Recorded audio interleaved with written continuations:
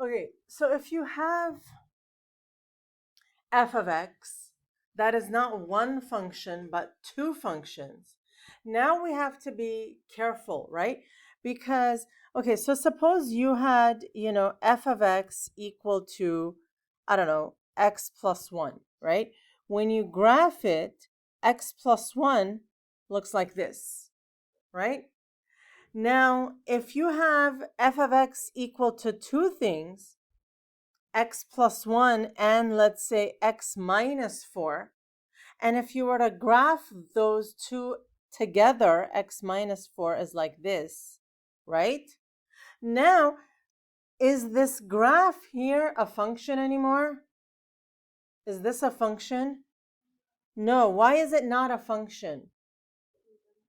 It doesn't pass the vertical line test, right? If you have a vertical line, it passes through 2 points in the graph. So that means we have to find a way for these two things to coexist and to like cohabitate, right? And the way in which we do that is we say, okay, we're going to divide up the space. Okay? We're going to divide up the space here, right here. And then we say, okay, one function shall only exist to the right of that division. So right there. Okay? And then another function, the other one, shall only exist to the left of it. Oh my God, do you see what I'm saying? Like one function only exists to the right, the other function only exists to the left, right? So that's what we do. We split it up and we say, okay, first function, you only exist here. Second function, you only exist there. And that's where the two of them can like cohabitate and it does become a function. Okay? So now, in order to graph piecewise functions, you have to look at the specific domain, which is where each function lives. And then you have to make sure to use closed circles for points included, open circles for points not included. Okay, so take a look at this function here. I have two pieces of information on each line. One is what the function is, and the second is the domain, right? And then for the second line, I have the function and the domain. So if we just look at the domain right now, just this, you see that we have a division so that its x is less than or equal to 2 and greater than 2. So it seems at x equals 2, there is a partition that's taking place. And for this very first one, I'm just going to put an imaginary dotted line just to indicate where the partition is. You really have to take notes. Thank you. So now what we're going to do is this. Now I have, with this partition, how many different regions of the space? 2 regions. And wouldn't you know it? I have 2 things to graph. So that's perfect. Okay. Which of these, the red or the blue, lives like to the left in this region? Which one lives there? The red or the blue? The red. The red lives there and the blue lives on the other side. So what we're going to do now that we fixed the domain, we're now going to graph them. What you want to do is we're going to graph the red. We're going to do x and y. Okay. The first point you want to put here is the point of the partition, which is x equals 2. Okay. Another point you want to put here is a point from the red region. What's a point from the red region?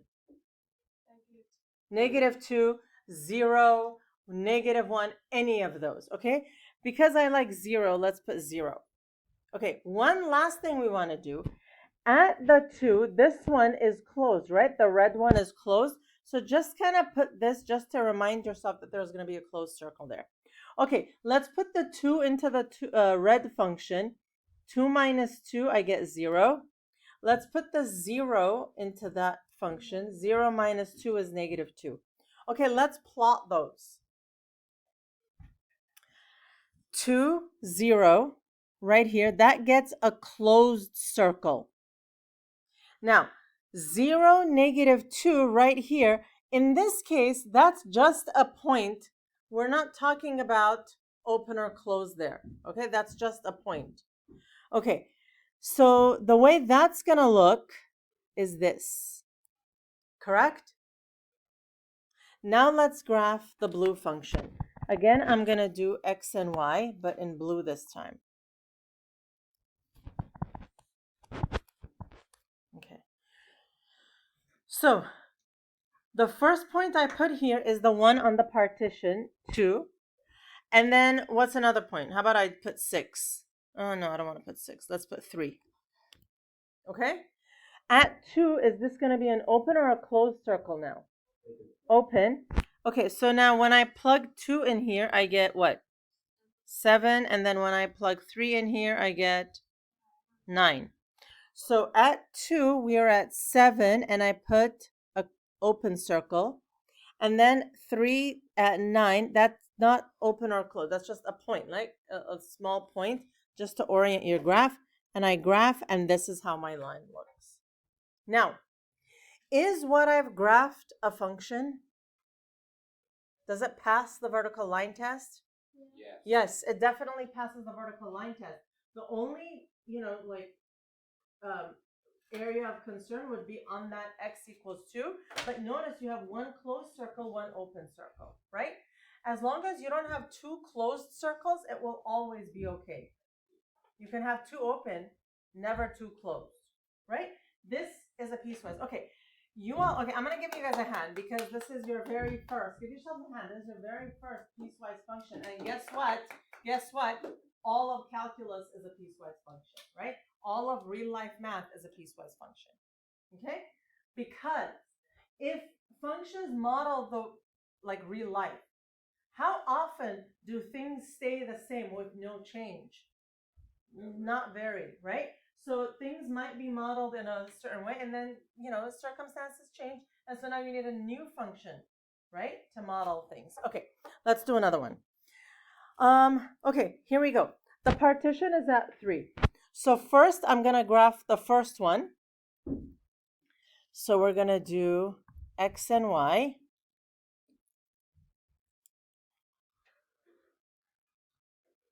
Let me do red first. Let me be consistent. Oh, it says state the domain and range. Correct. Okay, so the domain, how much of the horizontal space does this combined graph take up? All real numbers, right? So domain is all real numbers. And then what about the range? Not all real numbers. Because the range, right? We're going up to 2, and then there's this empty space in here. So the range is... Yes. So the range is going to be, let me write it here. So domain, all real numbers. And then the range, this is how we write it. Y is less than or equal to 0, or y is greater than 7. Okay? All right, let's do this one. Okay, so first I'm going to plug in a 3 because that's the partition point. Then I'm going to plug in another region from x is less than 3. Let's plug in 2 this time. Okay, and then at 3, I'm going to get a closed circle. 3 minus 1, I get 2. 2 minus 1, I get 1. So 3 comma 2. 2, 1, that's just a dot. Okay, and then that's how that's going to look. Okay? Now, the next one. If it says 1 here, that's the same as y equals 1. What does a graph of y equals 1 look like? It's y equals 1 is a horizontal line, right? So this one starts at 3 and it's a horizontal line. Okay, let's do this, right? Let's just be consistent. The first point I should plug in is 3, and then I'll just plug in another one, 4. But no matter what your x value is for this one, your y value is always the same, 1, 1, 1, 1. Okay, so now at 3, this is 1, open circle, and then 1 again. So it's just going to be, you know, a straight line. You can put an arrow. You don't have to put an arrow. It's fine. Okay, let's take a look at domain and range. What's domain here? All real numbers. What's range here? Y is less than 2. Less than or equal to 2, because look, how much of the vertical space does this take up? Only up to 2. Past that, there's nothing. So range is y is less than or equal to 2. Fabulous. Okay, let's do another one. Oh my god, now we got 3. This is so much more fun. Now we got 3, because even more realistic. Okay, so here we go. Now, I'm going to take this one step at a time. Where do I have partitions in my domain? What's one place I have a partition? 5. What's another place? -1, right?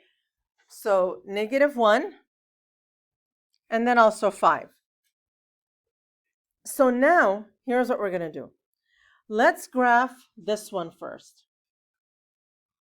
So x, y. What point do I plug in? 5. -1, and what's another one? Just for this first one. It exists, x is less than or equal to -2, right? So below -1, okay. So here we go. At -1, this is going to be a closed circle. So this is going to be -2 minus 5, -7. And then -4 minus 5, -9.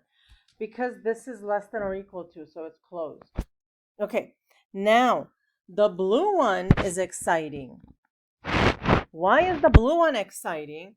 Because it's got two boundary points, right? I have to put in the -1 and I have to put in the 5, and that automatically gives me 2 points for me to be able to graph. Okay? Now, at -1, is the blue one open or closed? Okay, open. What about at 5? Closed. Okay, so this is -x. So at -1, it's 1 and then -5. Okay, then I need a different color. Let's do purple. Okay, what's a boundary point I can put here? 5. What's another one? 7, sure. So if you are given 2, like the blue one, use those 2, because you have to put both of them. If you're only given 1, then pick another one from that region. Okay, at 5, is it open or closed? Open. And then 5 minus 3, that sounds like a 2. 7 minus 3, a 4. Okay, let's do this. This is so much fun. We're going to build this down. Okay, -1, -7, closed. Okay, put a nice closed circle there. -2, -9, right here, that's a dot. It's going to look like that. Okay, -1, 1, open. 5, -5. Ooh, closed. That's fabulous. Okay. And then 5 and 2, open. 7 and 4, just a dot right there. Oh my God, look at how cool that looks. Isn't that cool? Right? We're going past the boring stuff now, right? This is like taken up a notch. Okay, let's do domain. Be careful when you're doing these, right? So domain, we want to ask ourselves, how much of the horizontal space does this take up? The red is going to expand forever. Then right here, the blue takes over. Then the purple takes over. All real numbers. There are no gaps, so it's all real numbers. Now let's talk about range. Range is from there's two. There's -7 to -5. -7 to -5. Okay, but before that, let's look at the red. Less than or equal to -7, right? So y is less than or equal to -7. Or, and then Elias, what were you saying? Or greater than -5. But then also, yeah. Yeah. -5. And then 1. less than 1, right? So look at this one. This left off here, and then this one starts at -5 and goes up to 1. So that part is -5 less than or equal to y less than 1. And then there is another gap, or y is greater than 2. All right? If there were no gaps, you would just do a continuous one. Okay? So for instance, don't draw this, but like if this came here, right? If that came there, look at this. The blue goes up to 1, and then at 1, this one takes and goes. Okay? Would there have been a gap there or no? This is a trick one. Right here. If it was like this, would there have been a gap there? Okay, so there is a graph ever. Is there a graph technically at y equals 1? Okay, so this is a more complicated one. Okay, let's do this. If it was like this, it would just be, right, from -7, I'm sorry, from -5 and up. Okay? But now, if I open the inside there, now it would be from -5 to 1, open at 1, 1 and up, right? Do you see that? The way this is, it would be -5 to y less than 1, or y is greater than 1. Do you guys see that? Because technically it's not closed at 1. Okay? All right. But now let's just leave it the way it was. We'll do a lot more of these. Okay. All right, let's move on to this one. Let's talk about how we write equations. Okay. How many different graphs do you see in this? 2. So you're going to write 2 linear equations, all right? Just like we did in the previous sections. Okay, so for this first one, okay, you need a slope and a y-intercept. What's the slope here? Let's pick this point. We go down 4 over 2, so slope is -2. What's the y-intercept? 3. So for this one, the equation would be y equals -2x plus 3. You guys agree? Okay.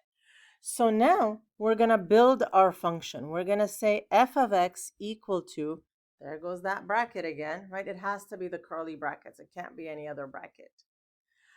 So here I'm going to have the function without the y equals part, -2x plus 3. Okay, what's the domain of just that portion? Yeah.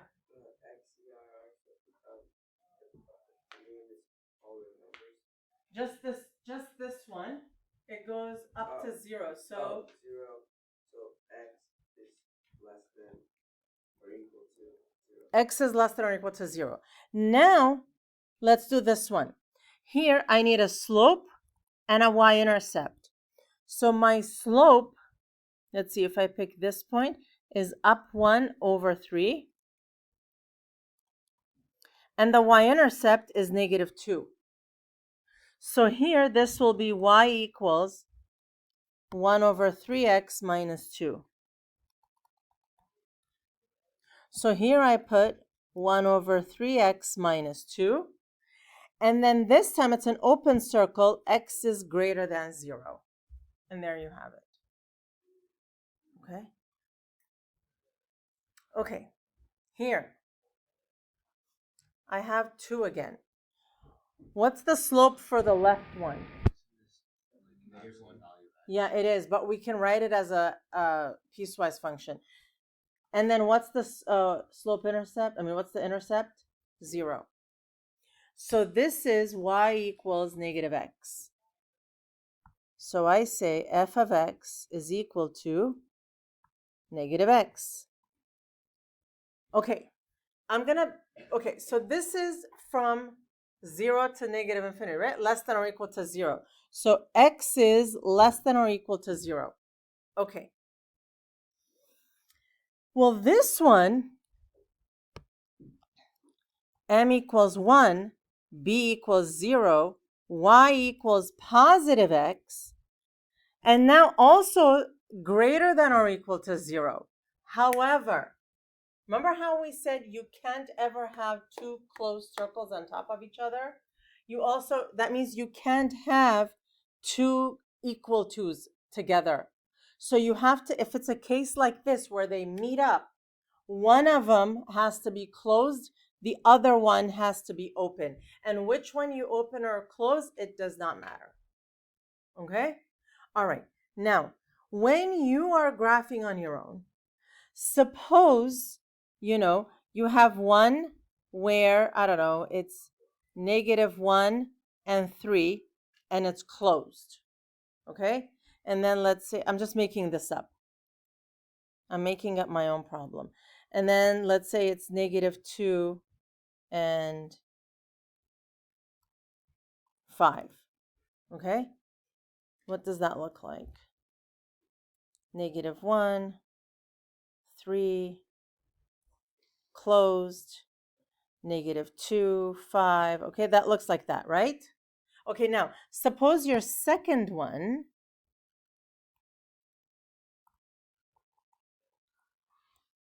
you have negative 1, 3 again. Now it's open, and then you have, let's say, 3 and negative 2.